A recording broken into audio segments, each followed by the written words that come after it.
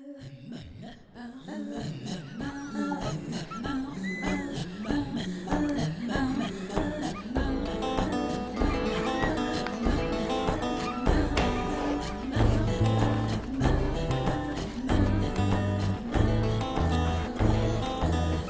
I feed the dogs, I like to have them loose because they work together, they eat together, and creates a bond amongst the dogs. When we cut up dog food in the larger chunks, the stronger dogs will eat more, whereas the weaker dogs will eat less. So I try to split the food in a way that everyone gets a chance.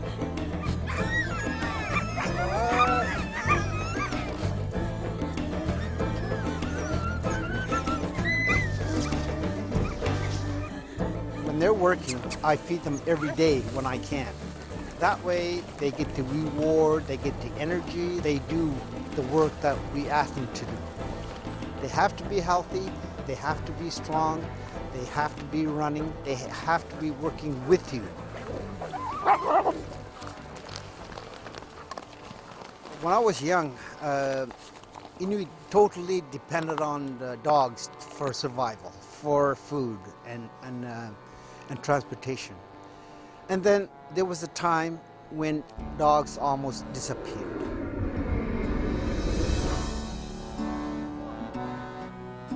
Between 1950 and 1970, the Inuit of Arctic Canada lost their semi-nomadic way of life. They moved into settled communities. The sled dogs, their trusted companions, almost vanished.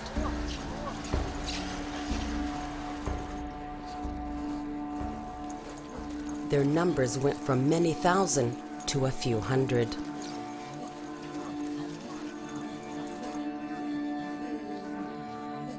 Many Inuit still believe their dogs were deliberately killed by the Royal Canadian Mounted Police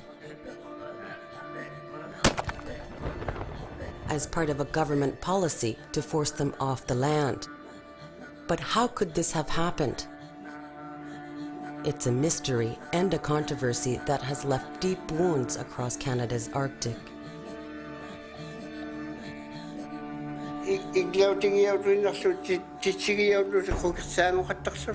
I've never heard such crap in my life.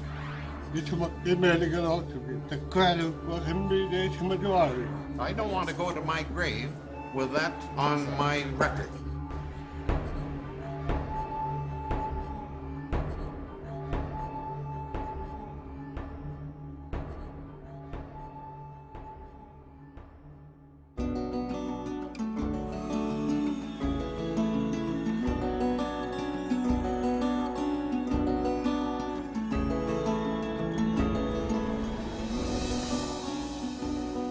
Okay, sir, I'll ask you if you want to be sworn in by putting your hand on the Bible.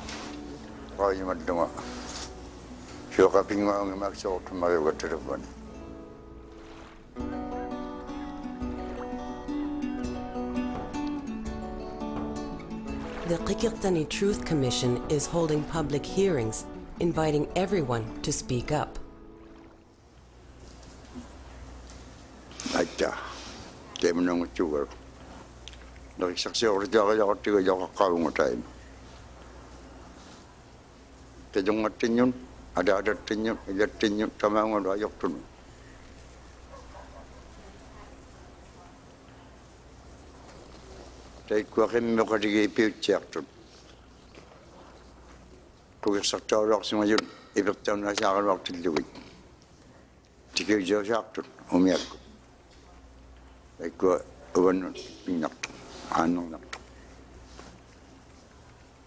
Thank you. I just want to say that the sorrow you feel and the guilt that you have expressed for not having acted is probably not something you could have controlled at that time.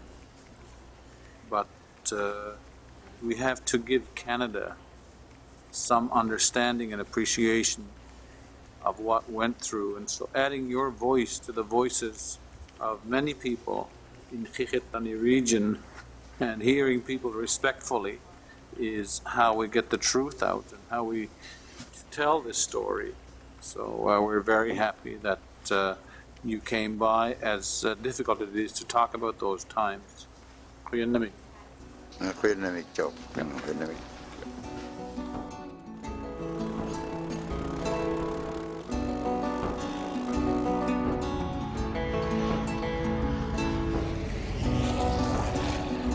The Truth Commission will spend 2 years on its quest for answers. It'll visit every community in the Eastern Arctic.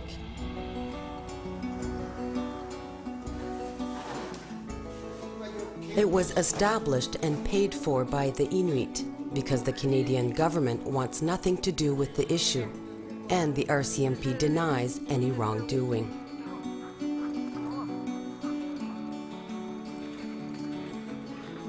Yaktoro ngikarwaktunga siya atartaga kun annam nagotillage arumma ilumun ubagutamatta aqsugi aqappugut angayokka tuinnangitaw qimmeqa tam angayokka ubaguttaw angayokka aksua annurjuaq semajuit ilinniagattutaw nasuktilluta ilaanneqiyayut tamajjawalaumata immaqa qitungattinnutaanna naksaqtimmiyawut ujjiringi kalwarluta.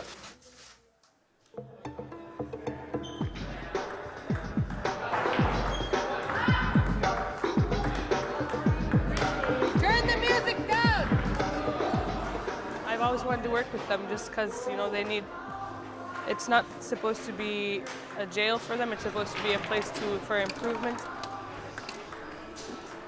We have kids here that we see that sometimes we have to kick them out because they have problems with themselves and they're continuously bringing it back here, and we know it comes from the home, and we might even kind of know the history of the parents, and you know it's not their fault. Obviously it's more common in Inuit because of the social problems that we have from everything that happened to Inuit, from the dog slaughter to the relocations to the E numbers and the residential schools. It's obvious a lot of those people are really angered and frustrated, and it might be the reason why some of these kids have parents that are sometimes, you know, can't just always be parents because of so much hurt.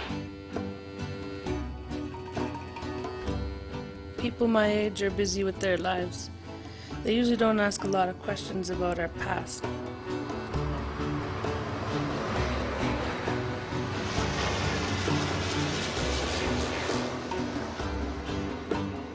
But this question about losing the dogs is disturbing. I can find out more from my grandpa who lives in Panuktuk. All my life he has been very important to me. My grandpa is the smartest guy I know, the smartest person I know. He's been through so much. When I go back to seeing the things he did growing up, it's true, he's so smart and he's an incredible man. He's always got to be making things or fixing things to keep himself occupied. Like, he knows so much, like with keeping track of the weather for the past 50 years. And he doesn't need to, he just does it because for himself.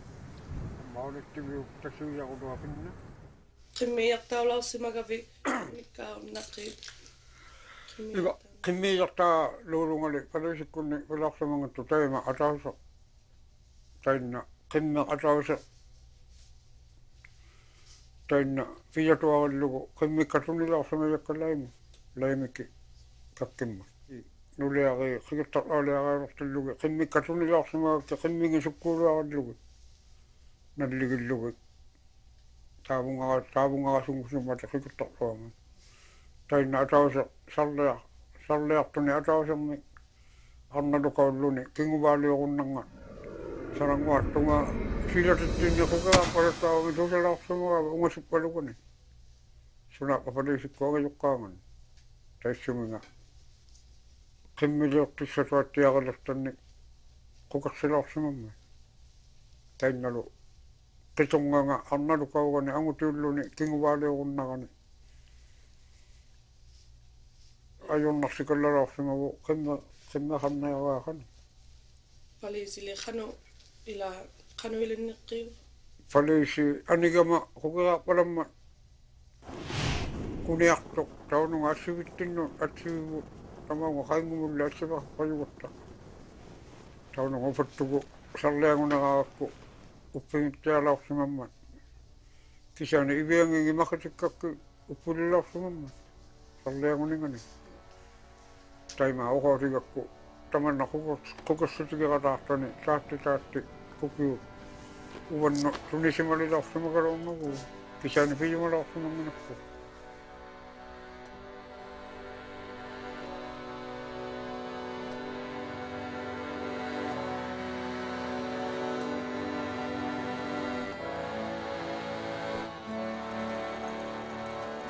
Qimmit tiaqauttilugi inuuqatitaaqipilia pijaqiuqtiliaqatalaujujavu allaataanna Qimmit pillarialuigattigu aqqaani aqqataka nunami hawajimaqutituavulla kannaqama alitsimuqutituavullumimu ilaqqaugama nunama hawajimajualuuna qaugama liqaqannaqama Qimmit aqqaaguloqtum tiituqajaqquginuminnalla aulajivu nuqqaqatupalauqqut ikungai yakkan aku mina nuqqaqatuttu tiituqqivinigunna imaqawimattialauju illumigaq ikanippoq lagunnasutullu uumajuqsigajaqata uumajuqsiutiqutitlaqilaujuattigu takkuniujaqajaqtinti kanimmat dahitunnapulamujaqingaqmigu natsisiutsaqajaquma aqikkisiutsaqa suna uumajuqsiutsaqajaqum ikanimmat dahitunnapulamujun.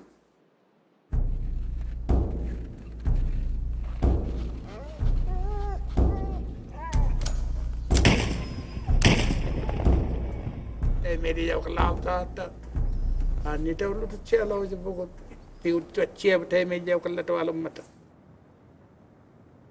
tagaila kitchau kata tagichau kuluni anga jo kitchau kuluni lakka to hotalo ya raw mtechman ani tchia law yotta ani to ga law yotta to chimalang madla ilabot to ya raw mtechman la ka anga jo kimaga de tiu tchia ka Temelia wild trimata. I to plan low wood.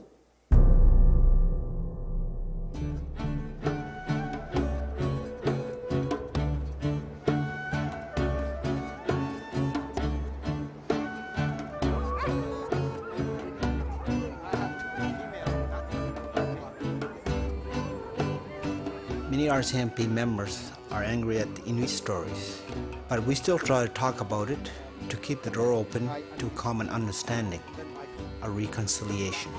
There's a lot of discussion.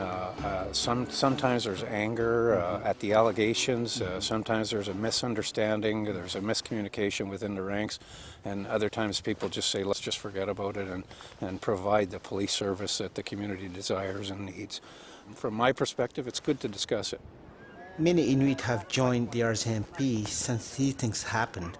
They know about these events, even if their interpretation may be different. I've never witnessed slaying of dogs just for the sake of slaying. I can only relate to stories that I've heard. Communities are forming in the early 60s, 70s. Camps are moving into bigger centers such as Clyde River or Qimmit, and the dogs are loose. And people had to learn how to deal with loose dogs within the community. They're hungry. They're next thing to the wild wolf.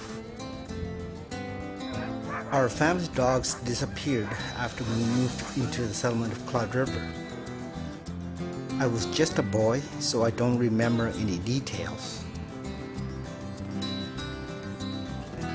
Many Mounties who served in the Arctic in those days have retired to the Okanagan Valley. Once a month, they get together for coffee.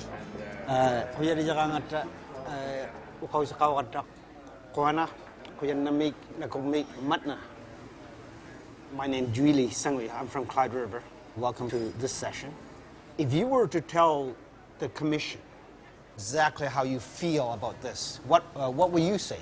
When the news came out in the newspapers, headlines right across the land, it just said that Mounties in the north are accused of slaughtering 20,000 Inuit sled dogs.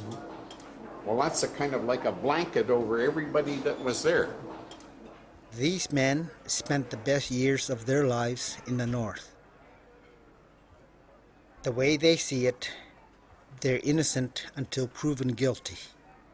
When I hear about the accusations of us slaughtering a dog, it really hurts me because that's not the way we operate. We may have had the odd person up there from time to time that kicked over the rails. He didn't do his job. Those guys didn't come back north when they went out. They served their time maybe, or maybe just part of it, and we weeded them out. In the Western Arctic, we used to shoot dogs if they had distemper or were wild or loose or something. But it was never the intention that people were going to be forced off the land by shooting the dogs. I never saw that written anywhere. To say that there was a policy by the force to go out and shoot the dogs, to make the people move into town, to go to school, is absolutely fabrication or misunderstanding, miscommunication. I've never heard of this ever happening to anywhere that I was and with anybody that I knew. And that's all I can do. But I'm under the blanket because I've been accused as being in the north in that time, so therefore I'm one of the ones that slaughtered all these dogs. And I object to that. I really do. I don't want to go to my grave with that on my record. Memories clash. People say opposite things. When it comes to how the dogs were killed and why, it's like there are two different truths. Inuit tell stories, white people write papers. Frank Tester has hundreds of documents about the dogs.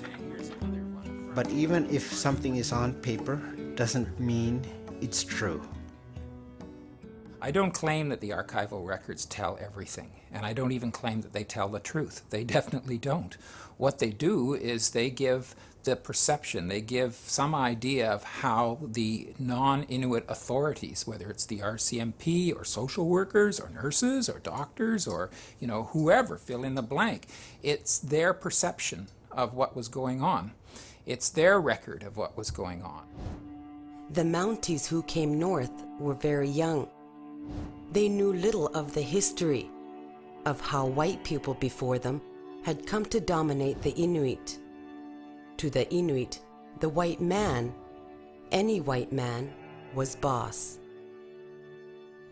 By law, the young Mounties were responsible for keeping every Arctic settlement safe. There was a so-called dog ordinance that mandated them to detain or destroy any loose dogs within or near a settlement, or even sled dogs in harness, unless the owner was right there. But exactly how that law was applied depends on who you talk to.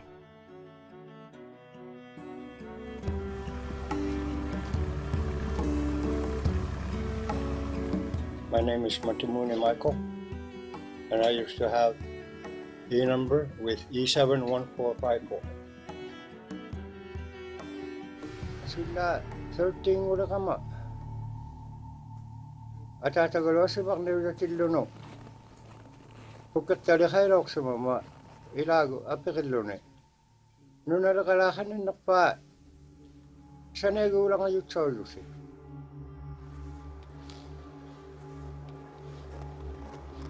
Asulas, aulakan no.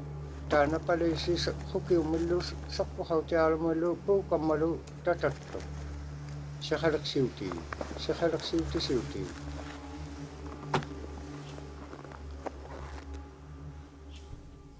Ukakawitsune. Ang ayokangay, ukaw tinakasiyo. Ukaw tinakay, ang ayokanga. Kimisi, tukokakayali. Ilu, sana yawaliya siyo Qimmit. Qimmit mugunot tilakusi. Katapit siya ukaw tawal palisik tuno awla di bunga. Iluit akit tu palyalang ang matagaw kamutaw relo akit tu palyalang gati amalo sukusi ko ilinay balya tagay kalat kuti kaya may loktaw ng nakalaw kami ako na ang akong nalaw sa mga ito kao dumalak.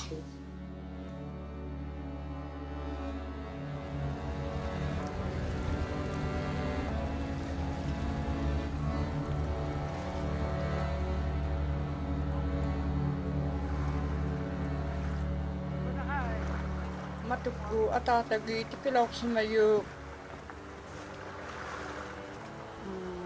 Qimmini qapegiartornerarsuti taakkutuutsiangutilluta taikkoilavut nunaqqatigigasuartavut taunaniittortahangitillugit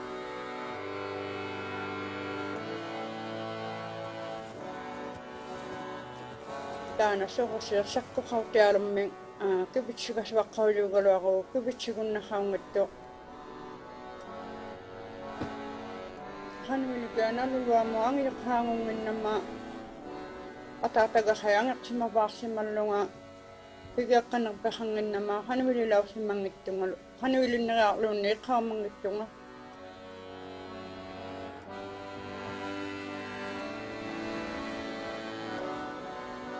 Malikattakainalauqsimagama Qimmini tuquqattartuni hawililauqsimajunga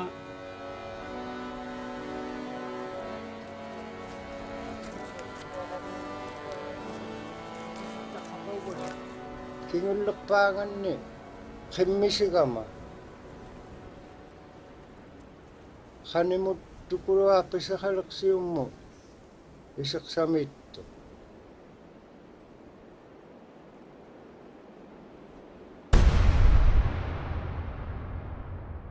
Ubuna hokkilauqsimana tautulauqsimalaqa ubuna ammaqtu tappani ubuna matumutimmikaageesimma ubuna allulauqsimaluma matunalaanauqaaqtu aumitingilaqilauqsimaluma taana puikuqulnangittu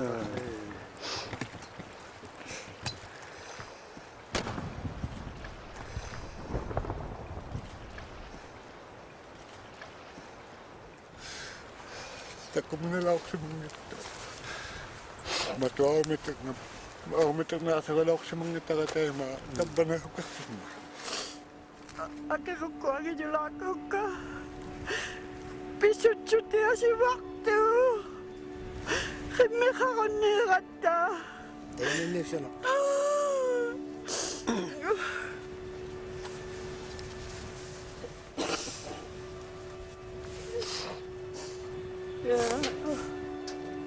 Qawtikumaluatiunaki Iya, temau.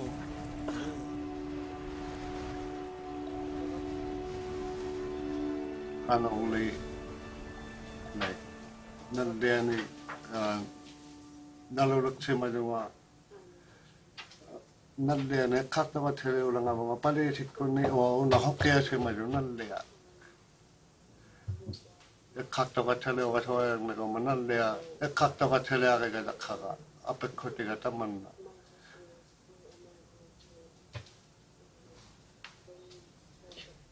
hokkialauqsulunni upalunni palisikku nandia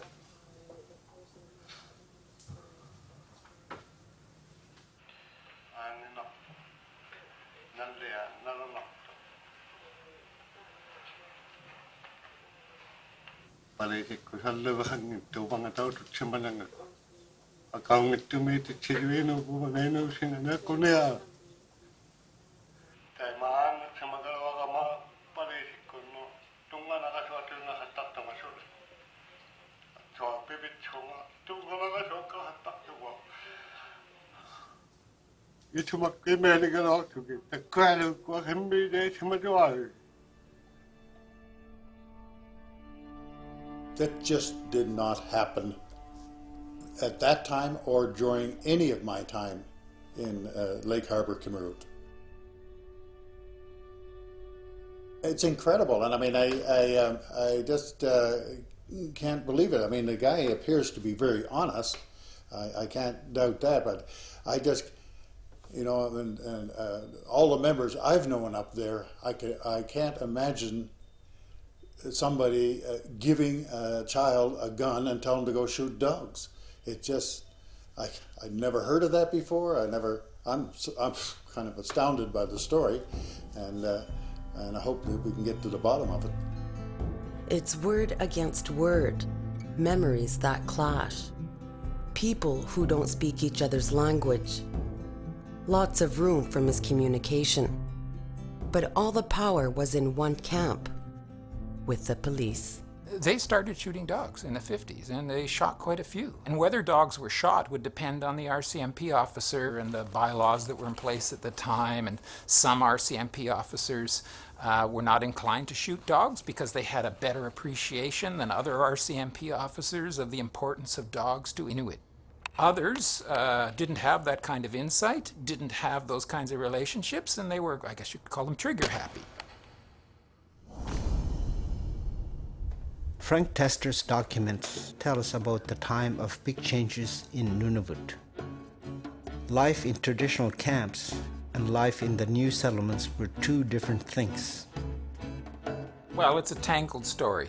They tell us that, well, essentially what happened is dogs were an asset. They were essential. You couldn't eat without dogs. You couldn't seal hunt without dogs. You couldn't travel without dogs. Dogs were probably one of the most important aspects of Inuit culture in the period before the 1960s. So the move into settlements takes place, and dogs become a liability in the eyes of Kaluna. I'm talking about the way in which the white folks living in these new settlements that were developing started to see and understand dogs. This is John. This is Mary. This is John. In the 1960s, people are starting to think that Inuit are going to become more or less like we.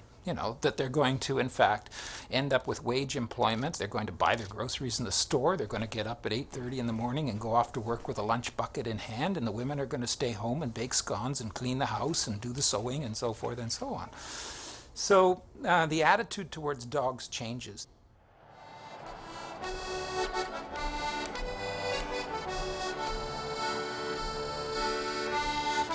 She was presented with this beautiful parka made by, I think, by Elusive Lee.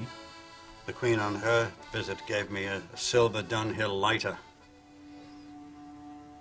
to even suggest that the RCMP went around deliberately destroying dogs to make sure that people couldn't get out on them. I mean, I've never heard such crap in my life. We talked to one elder and they said that she... Where was this? In Apex. Uh-huh. And we were told that their dogs were tied up on their sled, ready to go that evening, and the police or whoever was in charge of killing the dogs shot the dogs while they were tied up onto the sled. Absolutely untrue. Total fabrication. Why do you think they're saying that? Well, I was here. I've been here 50 years. I know the Mount. I know every one of the Mounties. I knew all of these people that had dog teams. And to say that somebody would come along and deliberately shoot their bloody dogs tied up on a dog team is utter crap. But why do you think these elders are telling people that? They're dreaming. It's ridiculous.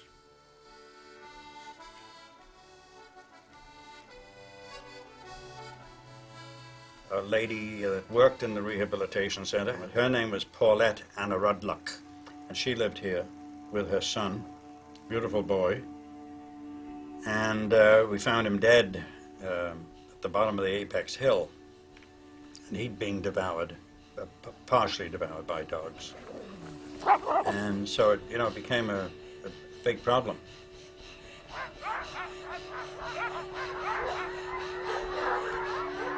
We had council meeting after council meeting after council meeting. Tie up your bloody dogs. Tie up your dogs. Yeah, okay, sure. Well, they wouldn't tie them up. One day that we had to go and round up. There were so many dogs after this killing. They were everywhere. They were under buildings. They were dangerous. They would attack people on the street. City bylaw officers have killed more dogs in the north than any Mountie ever. Every community, the first and only bylaw officer they ever hired was always the dog catcher, always.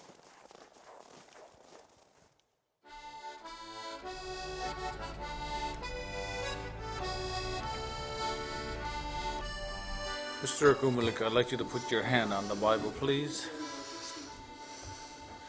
Do you promise what you will say to the Truth Commission today will be the truth, the whole truth, and nothing but the truth, so help you God?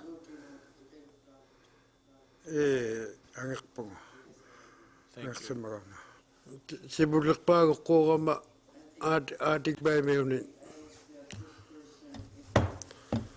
Kimmit daw sa mga paresimi. Ngayon kakaslunga. Paresimi akik tayo yun. Paresi kate makatigil lugo, kate makatigil bagslugo, kate makatigil lugo. Kimmit ako sa katang niya ka mago. Kimmit siya niya ka ma. Ipakto ta kang itorong matakin nivertikot. Niviak sa mi kisana chikisala ukhlutik. Kimmit ipiotaktak ipaksimayon nakpadlera laukto atar chikungil lutik. Ayok sa doktor sa magkwa kinalakit tangin dingit kimmingit ipik na sakto doktor ilangit kinalakang dingit kimmik kisiyane kimmikun naksila doktor kun ipik sa makuya doktor takagod itligu kisiyane. Out on the land, when the dogs weren't working, they ran free. They stayed close to their family. They scrounged food from scraps. The law about tying up the dogs when they came into the settlement was something new. When you were the person controlling the dogs for 5 months, as you mentioned, did you ever come across a situation where people would have been angry with you or challenged you? And is this something you took on by yourself, or were you asked to do it by the police? Paresi kuniti ila kami sinala tamatuminga paresi kakata pilakilak sumangmat tiliyaw runga uwanga piyumanin yung utok tayman nakimilakiyurak sumayunga. Did you ever have any problems with people because you did not give them notice, or because you shot dogs that were tied on? Did you ever run into any of those kind of problems? Kisutun ng muna pilakiyurak rune kami matuwarano kuwiagayaw nangin matay sa mga nakimilakiyurak rune kapiyan ang nangin Inuit kukiksituin na kasong nang ukakaw nga ipiksakat sa mayunga. So kakatwa yun na tiluwid tan kukikaktakaro kakukiko tan inukaktuka ilunin nga marunay ukadlang niyaming man.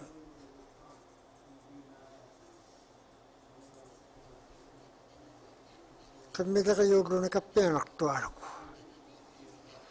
Ako ninganin nakman ukwaro ko kiksa ko yun ukwaro siya ko yung ito nariyan ni ayong nangman kukiksa naksunilo tayo man na ang mata ko kapya naksulit tayo man na ipagsakarok sa mga rita ko at kay iluan ni ninggaw joyak kama ang unasuti ka katarok suti ko ipagsamatuin naksulit ipagtuti manigluto ko waksulit so kami ipagsama yung mata. We thank you for your experience and your wisdom and your very good memory. We're very happy that you came. Kuwes ko ngataw apastakta yung madlong isimasyong mama apakayarong ukadawon naksungaro kama kuyan na mitya yung ngataw mamisang may gama. I think we have to recognize that Inuit history is oral history.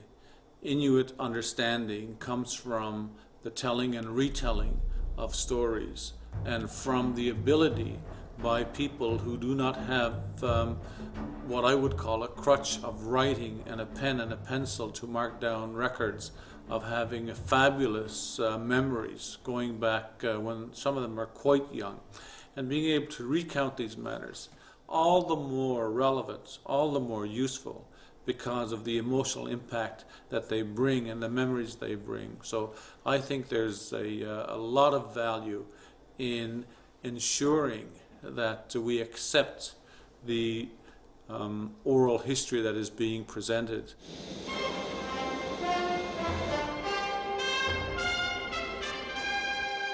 In the 1950s, the military built a chain of radar stations across the Arctic.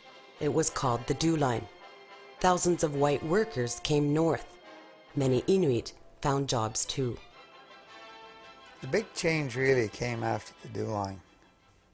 It opened up the whole north, and the government started putting their people into communities, and schools were put in, and housing was brought in.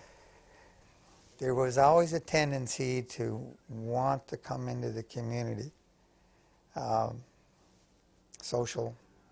Socialization, there's churches, eventually there were movies, and all those things, you know, and then housing drew people in, and the other thing was welfare. With the Dew Line came big changes. The government wanted the Inuit to move into the new communities that were being built.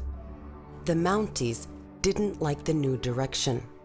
I think most RCMP members think like I do, and that is that the Inuit would have been best to have been left in their home environment and bring the services, education, and health to them. But the new way of life arrived quickly, very quickly. It's probably one of the most interesting stories in the world. Inuit who are living in hunting camps as a hunting culture come into settlements. And so you have a phenomenal culture and social change taking place in a very short period of time. And what's really interesting is at the same time, Bombardier in 1960 patents the autobogan, or the skidoo. What happens is the use of skidoos in the Baffin region, in fact in the entire Arctic, increases steadily throughout the 1960s. The dogs became redundant over the Inuits' adoption of the skidoo as their transportation. And the benefit of the skidoo was that the trappers, the hunters, could go out, spend the whole day out there at the trap line or hunting, and be back in at their home in Lake Harbor at night. Under the old system with the dogs, they would go out and spend days out there and then come back. It totally changed the way people hunted and traveled, and the flexibility that it gave you, the distances you could cover. And it didn't take long for them to catch on. The Inuit took to snowmobiles like a duck to water.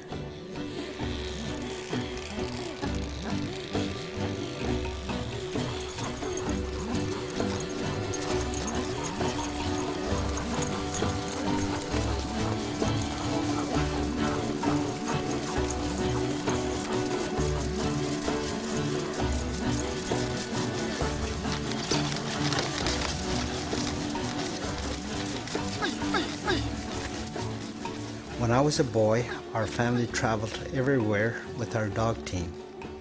I was expected to have my own team when I grew up.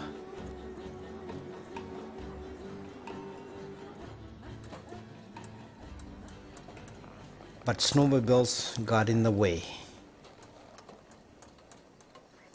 But not so many years ago, my mother told me that my grandson, Jordan, should learn to run a team. So now we have close to 20 dogs. We used to spend the winter out here on the sea ice. Once the RCMP came to our camp.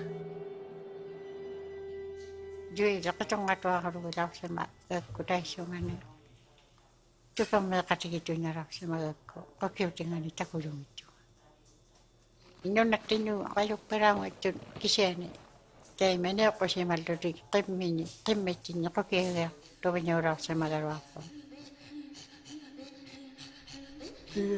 Jojo atata na Qimmit unanak tu ilalo nunaka tuto.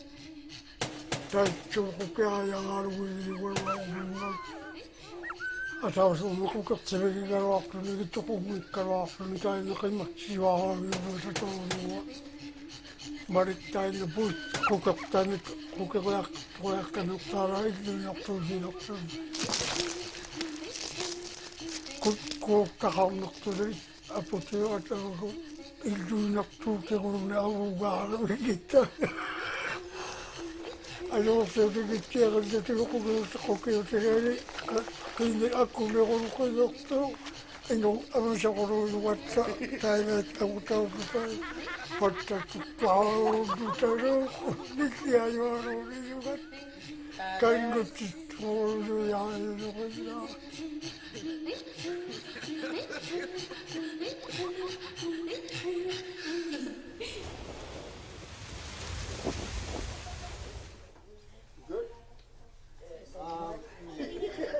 It's polar bear hunting season in the high Arctic. Line up, mauna, ay panga ikaw na line up.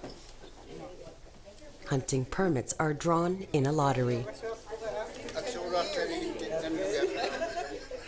Narakay na iti, iman na nagsasa na ito siya. Ito Number 1, Lali Ilaw.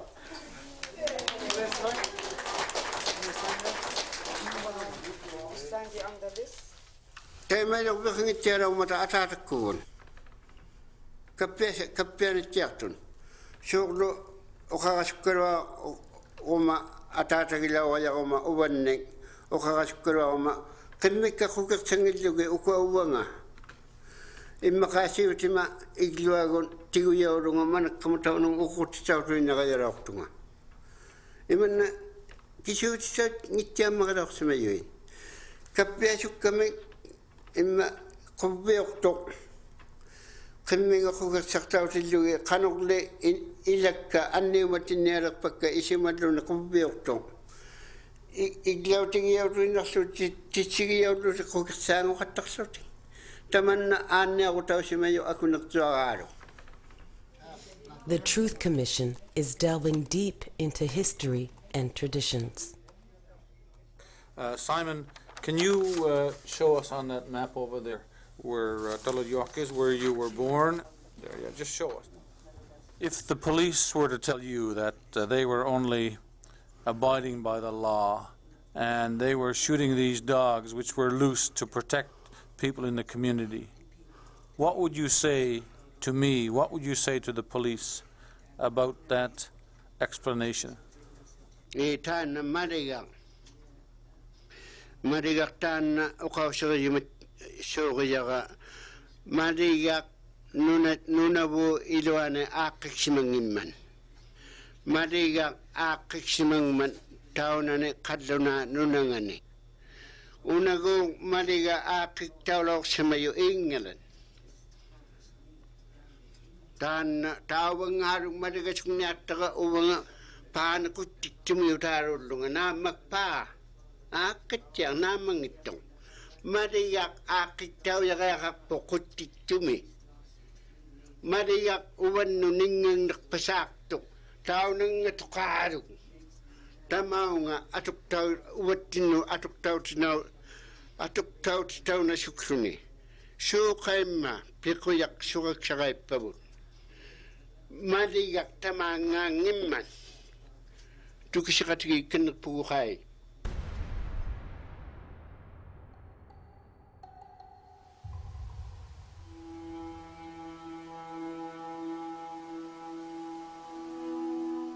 It was in 1970 that I came to Harvey's to work for the government of NWT, and I was about 25 years old.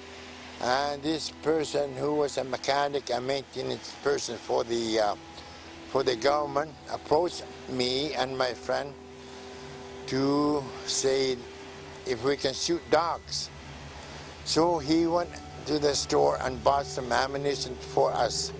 We went around the community to look for these dogs, and we found them close to the dump. They were in the pack.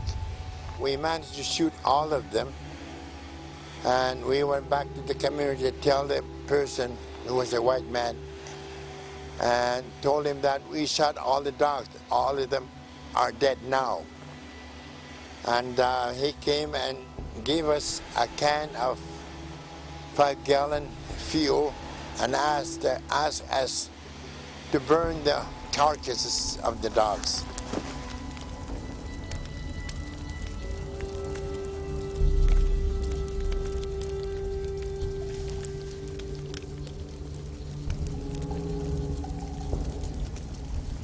were kind of scared, and we felt pretty guilty after we shot the dogs. But then we had to do it because I work for the government. This person works for the government, and it was our duty to do what he said, what the boss says, you know.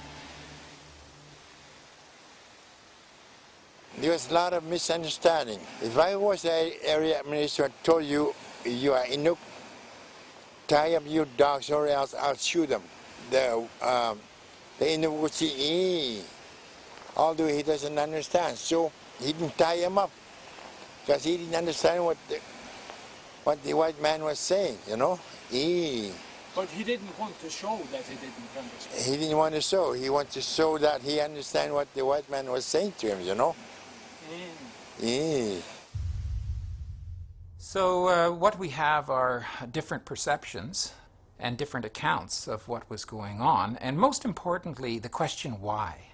So, for example, I've heard the claim that the RCMP had a conscious policy of shooting dogs in order to trap people in settlements. I've listened to this, I've thought about it, and I have to be honest and say that I've never seen a document which makes this claim or which instructs the RCMP to behave in this way. And it's also counterintuitive because I have all kinds of other documents instructing the RCMP to chase people out of town to make sure that they were not becoming, quote, dependent, that they were out in their camps and making a living, and that they were hunting and trapping and trading furs with the Hudson's Bay Company. People talk about a dog slaughter. Well, the only slaughter I know about, as so-called, was I went on holiday to Mexico and left my dog, whose name was Dog, a Newfoundland dog, huge dog. He used to appear with me when I used to sing for my supper in various clubs around town. And I went off to Mexico and left the dog with my friend Colin Alexander. One morning while I was away, he'd let the dog out for a pee. A policeman came by with a vehicle, told the dog to jump in, which he did because he'd listen to anybody. Took it to the dump and shot it. So I was pretty pissed off, to say the least. In fact, the whole community was up in arms. There were protests, they wrote letters, they wrote poetry. In fact, I got a poem somebody wrote. The Mounties always get their dog. And I came back and the dog had been skinned. Somebody got the dump, skinned it, and nailed it on a sheet of plywood. And it was outside this house in the Eskimo village, which I just ripped it off and burnt it. But it was pretty upsetting, to say the least. The Truth Commission has arrived in the capital. Some of the people who made Arctic policy 50 years ago are still here. You can either be sworn or be affirmed, or whatever you wish. Sworn is fine by me.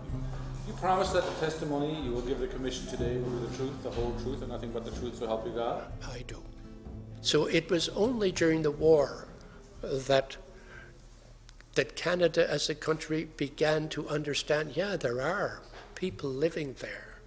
There are people living there, and they're living in very difficult conditions. The government began to send civilian administrators north in the late 1950s. Their outlook clashed with that of the Mounties. Now, in the case of the RCMP, basically the feeling was, at that time, the feeling was that the Inuit should be not just hanging around town if they can't trade. They should be out in the camps. We did not feel that way. We had discussions with the police, and we said, look, you can't do it that way.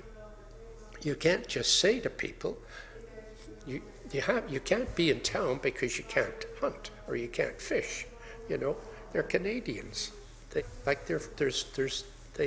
They're free. Far removed from the Arctic, some Ottawa civil servants had grand visions. Where do you draw the line between racism and paternalism? When I first entered the service, I was invited to join a committee. What they were talking about was relocating the whole Inuit population, East, Central, and Eastern Arctic, in stages into a large institutions north of Winnipeg, what was then called an insane asylum. The Inuit would there be staged and trained and put through transition exercise for absorption and assimilation into the body politic of Canada down in the south, which in effect would have depopulated the Arctic.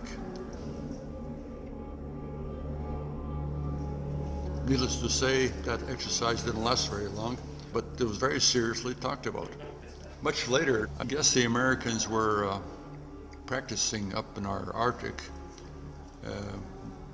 with simulated A-bombs.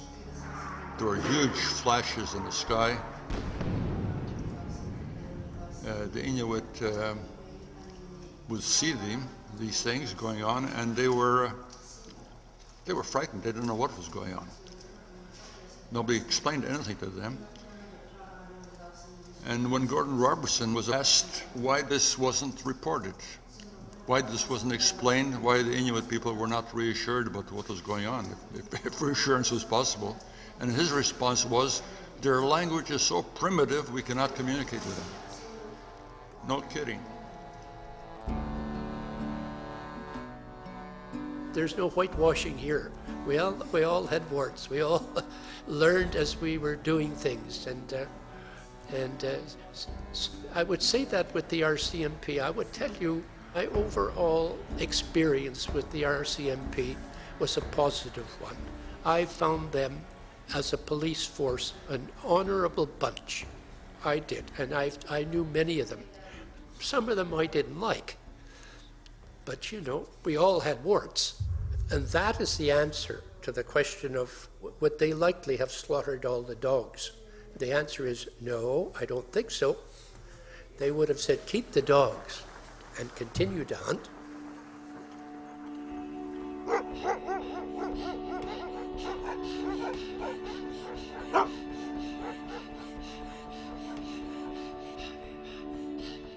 My visit to Panuktuk and everything that's happened since has been like a history lesson. In 1961, a terrible tragedy struck this region. There was an outbreak of distemper that killed all the dogs. The Minister of Northern Affairs, Walter Dinsdale, decided to pay a visit to the north. So we chartered this small aircraft and flew into Pangnatang and arrived there to discover that all the dogs were dead. And this was a hell of a shock, of course, to everybody. So Walter Dinsdale said to me, we better get some dogs for these people, because they had nothing. I mean, they had no skidoos, no bloody dogs, nothing. So he said, can you find some dogs? So I ran around and called and checked around and found that there were a lot of dogs in Fort Chimo, Kuujjuaq. So he said, well, go and get some. So I was given authority to charter a DC-3, and we flew down to Fort Chimo and picked up, I bought 50 dogs. And flew straight back to Pang, landed on the ice, because it was, you know, it's ease on this DC-3. And so the 50 dogs arrived, and people were able to get out on the land. But not for long, because these dogs fell foul of distemper, and they died. So I went and got another load, and the same thing happened to them. Out of 900 sled dogs, almost 700 died. The disaster changed the course of history in the Cumberland Sound. By accident, it sped up the government's campaign to get the Inuit into the settlement. The Northern administration was really worried that if they didn't do something, they were going to have a case of starvation, mass starvation on their hands by March, April, you know, the end of the winter. So we did evacuate the people into Pangnatang. There were private aircraft and the police aircraft were going out to the communities and with about a third of a tank of gas so they could overload it with people and people's effects. Despite the fact that the government actually wanted them to get back out to their camps as soon as possible, it doesn't happen for a whole lot of reasons. People stay in town. The quasi-nomadic hunter lifestyle of the Inuit in the Cumberland Sound area ended with the dog epidemic. And it was the end of a way of life. But some people resisted. They moved back to their camps and rebuilt their dog teams. It lasted only a couple of years. 1964 ngulaktilogo upenga sakut. Tikito khalelausima mimman. Khangatasiumi atausilioluni palaisiko khangatasiu. Ukha yolo ta palaisimo. Ukha yoyusalok tugo halluno yagunalangutu kisiani. Kokia yokavalolongman. Kapesulauksima yugutaisima nakatangutigiitigu. Taanalo ananagiya pakatituagallote. Asila kokianginnarvalumma qimmiiluikkuatu sarsauvattu. Aannarpalut nillerpalut. Ittuamman paakkuta vuunna torsuukkut. Qimmiminialawi.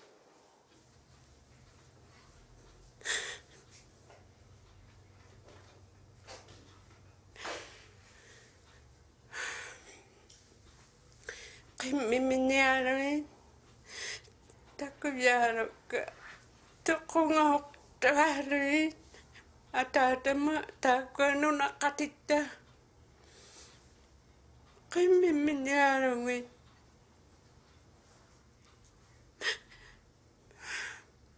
Taismani. Anni lahoksimavunga. Anni agotiginnaakko akune anni agotigillu. Perhaps the dogs were sick. Perhaps the government just wanted people off the land. It's too late to know.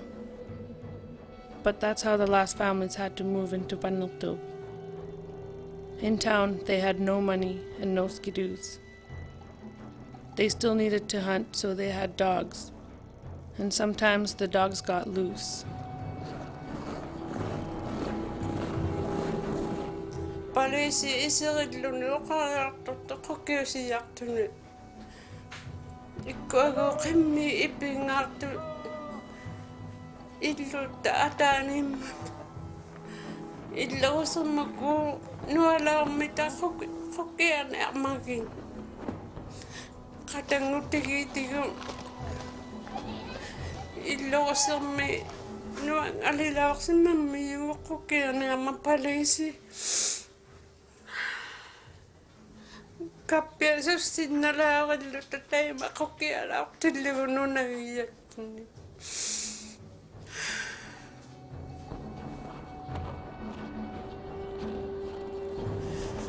Asillanu angallutta qokiavalutta illutta ataanu qimmiqulunni. Kappiaginnaajaqtaalugi qattalilaarsimallugi palisikku. Pisimainartugu qokiagunnarningissaqusiugama taanayaqqaamaginnaqattarsimayaqa. The Mountie who was there in 1966 wrote in his report that he had shot 250 dogs that year. He alone. People were devastated.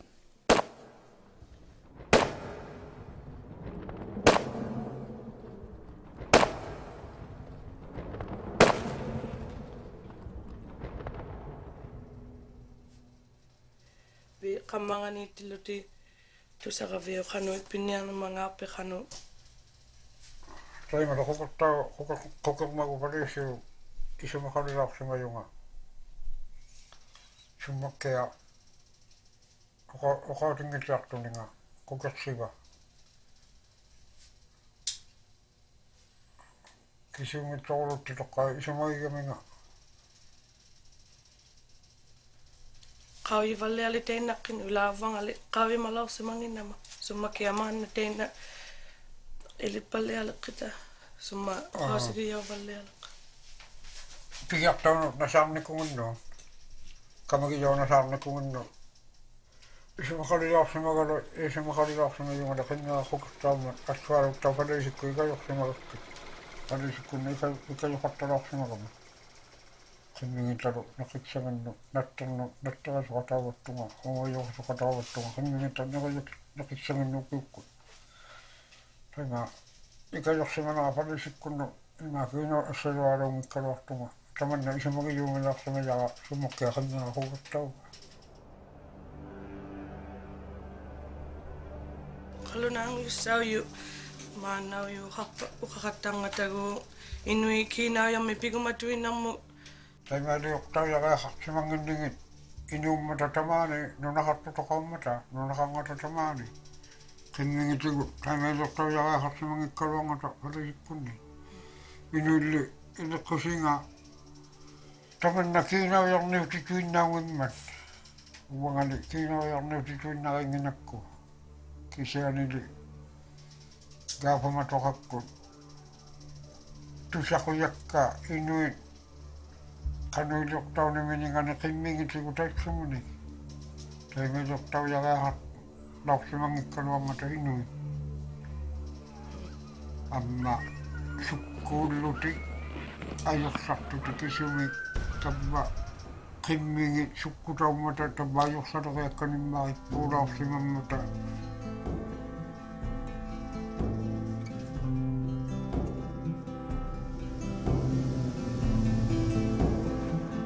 The Qimmit Truth Commission spent a year hearing testimony. They heard from nearly 300 people. What did they learn? The oral histories, the oral reports that Inuit have given us are valid, that they can be believed, that the stories we've heard of the trauma that people are experiencing today and have experienced in the past about this transition period is actually true. The archival records, the records from governments, from the RCMP, establishes that. Okaw sa kitserlugo akaw na sallarang man. Taman na uwatin no akik sa kutiyo yun na chairman. Uwan nang minute, uwan nalo.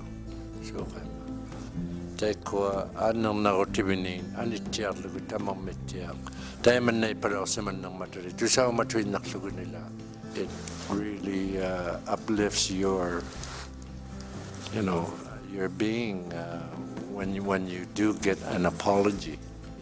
I mean, even as a person to person, when one apologizes, it makes you feel a lot better, and you regain that confidence. Inuit asked for recognition, even an apology for mistakes. Is that too much to ask? I think we'll see that at the end of the day here. Commissioner Igliorti is wrapping up his work with the Truth Commission, and whatever recommendations he brings forward to our commissioner, I'm sure that we'll see some activity from that office. Okay. In order to move forward, as I've said, we have to uncover the past. Yeah. We have to find out what happened. We have to quell any misinformations, miscommunications. We have to have both sides understanding each other a little better. And I think that's the only way that we're going to move forward.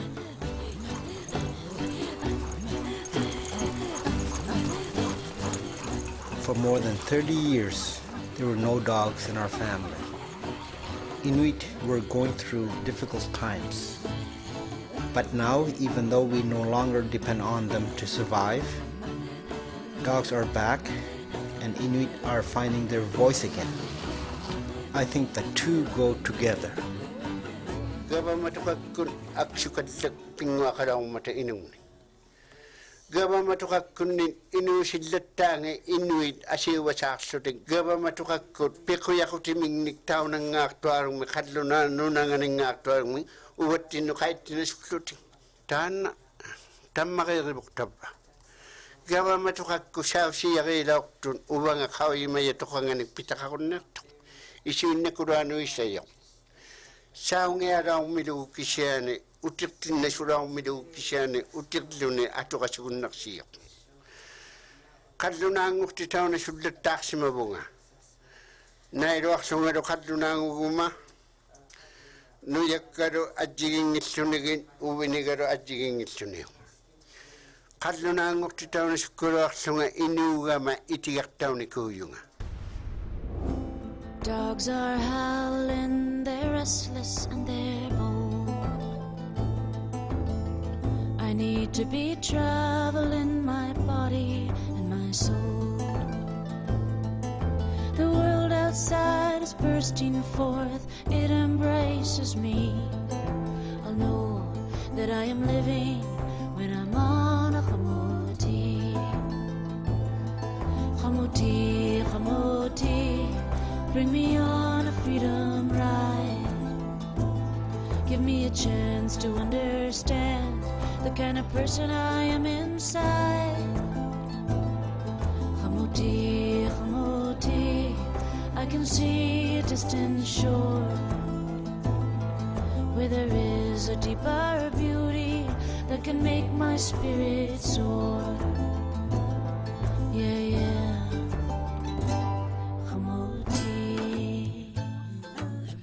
The residential schools, the dog slaughters, the relocation. We didn't understand where any of this anger or any of these issues, we couldn't understand why are we struggling as Inuit. This is why things are the way they are, but now let's move past that and build from that. It's going to be very beneficial for young people and maybe a sense of peace for the older people too that went through that. Every day it surrounds me, but it seems a whole lot closer when I'm on a Qimmit. Qimmit, Qimmit, bring me on a freedom ride. Give me a chance to understand the kind of person I am inside. Qimmit, Qimmit, I can see a distant shore